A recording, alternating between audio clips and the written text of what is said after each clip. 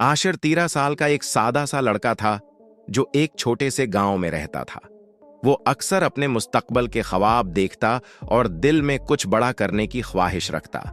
इसके वालिद एक मामूली मजदूर थे, लेकिन वो हमेशा आशिर को यही सिखाते कि मेहनत कभी जाया नहीं जाती। आशिर अक्सर छत पर बैठकर आसमान को तकता, तारों के दरमियान अपने ख्वाबों का रास्ता ढूंढता। स्कूल में बच्चे उसका मजाक उड़ाते, लेकिन वो चुपचाप सब बर्दाश्त करता और दिल में इज़्म रखता कि एक दिन सबको गलत साबित करेगा।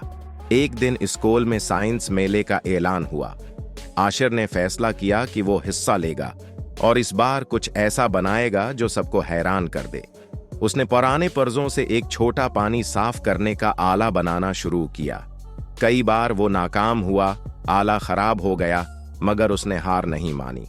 वो दिन रात मेहनत करता रहा, उम्मीद के दिए को बुझने नहीं दिया। आखिर वो दिन आ गया जब साइंस मेला लगा। आशिर अपना मॉडल उठाए स्कूल पहुंचा। जैसे ही उसने आला रखा, कुछ लड़कों ने हिंस कर कहा, "ये क्या कुबाड़ है?" लेकिन आशिर ने कुछ नहीं कहा, बस खामोशी से अपना काम करता रहा। जब जज उसके पास पहुंचे तो आशिर ने आहिस्ता आहिस्ता अपने मॉडल के बारे में बताया।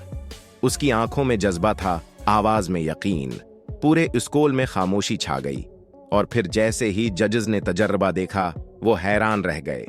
पानी बिल्कुल साफ होकर निकला। जजेस ने ऐलान किया कि पहला इनाम आशिर के आले को जाता है। पूरा स्कूल तालियों से गूंज उठा। वही लड़के जो उसका मजाक उड़ाते थे अब उसके पास आकर कहने लगे, "यार, तूने तो कमाल कर दिया।" आशिर के चेहरे पर मुस्कुराहट थी, मगर दिल में एक ही ख्याल, "मैंने ये सब अपने वालिद के लिए किया है।"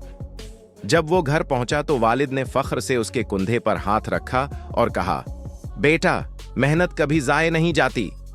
इस रात आशिर खिड़की के पास बैठा चांदनी में अपने ख्वाबों के बारे में सोच रहा था।